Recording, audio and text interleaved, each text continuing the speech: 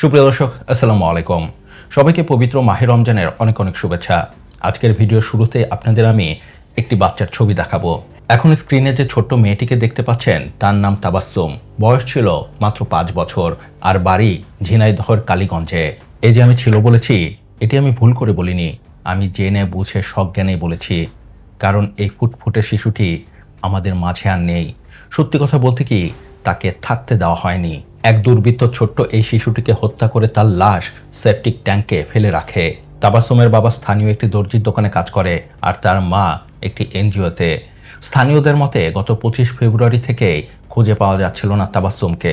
পরদিন 26 ফেব্রুয়ারি সকাল 8টার দিকে এক কৃষক আব্দুল জব্বার মাধ্যমিক বিশ্ববিদ্যালয়ের পেছন দিয়ে মাঠে যাওয়ার সময় একটি রক্তাক্ত বস্তা দেখতে পান।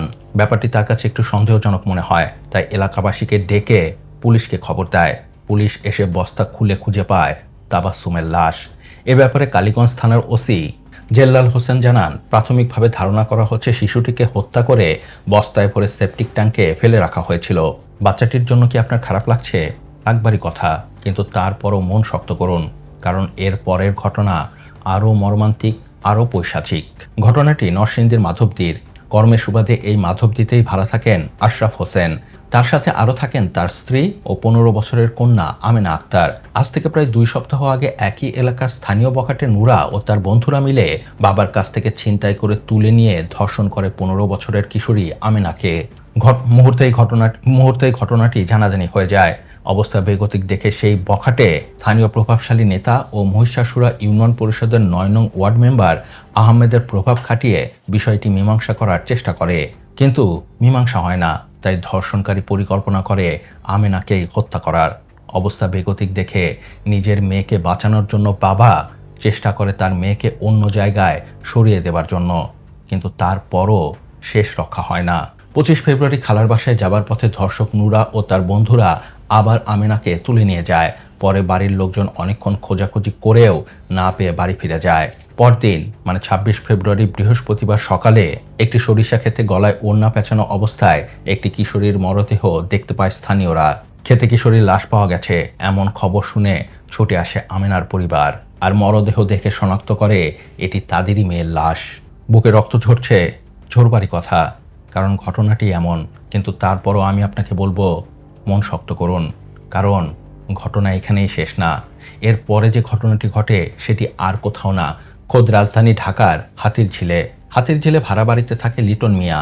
তার 6 বছরের কন্যা শিশু তাওহিদি পড়াশোনা করে মাদ্রাসার 1ম শ্রেণীতে। এক ভাই এক বোনের মধ্যে তাওহিদি ছিল সবার ছোট।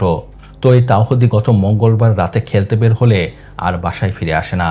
অনেক খোঁজাখুঁজি করেও তাকে পাওয়া যায় না। পরে রাতে 1টার দিকে বাসার পাশে নির্মাণাধীন একটি 3তলা ভবনের লিফটের ফাঁকা জায়গার পানিতে পড়ে থাকতে দেখা যায় তাহিদিকে। তাৎক্ষণিকভাবে তাকে হাসপাতালে নিয়ে যাওয়া হয়, কিন্তু চিকিৎসক তাকে মৃত ঘোষণা করে। এলাকাবাসী ও স্বজনদের অভিযোগ, নিপীড়নের পর শিশুটিকে হত্যা করে নির্মাণাধীন ভবনের লিফটের ফাঁকা জায়গায় ফেলে রাখা হয়েছে।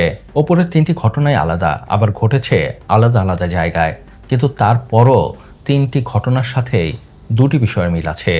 প্রথমটি হচ্ছে 3টি ঘটনার সাথেই নাম জড়িয়েছে ক্ষমতাসীন দল বিএনপির নেতাকর্মীর, আর দ্বিতীয়টি হচ্ছে এই দুর্বৃত্তপনা কারা করেছে তা জানার পরেও পুলিশ কাউকেই এখনো পর্যন্ত গ্রেপ্তার করেনি। এখানেই শেষ না, আরও শুনুন। হাতিরঝিলে তাওহিদের লাশ পাওয়া গেলে আদালতে মামলা করতে গেলে পুলিশ মামলাই নেয়নি। ঘটনাটি ধামাচাপা দেবার চেষ্টা করা হচ্ছে এমন সন্দেহ প্রকাশ করে রাতে হাতিরঝিল থানার সামনে বিক্ষোভ করলে মামলা নিতে বাধ্য হয় পুলিশ। এ বিষয়ে হাতিরঝিল থানার ওসি গোলাম মর্তজা কি বলেছে জানেন? তিনি বলেছেন, এই ঘটনায় থানার সামনে কিছু লোকজন জড়ো করিয়ে তৃতীয় একটি পক্ষ ফায়দা তোলার অপচেষ্টায় আছে। বুঝতে পারছেন এরা কত বড় অমানুষ?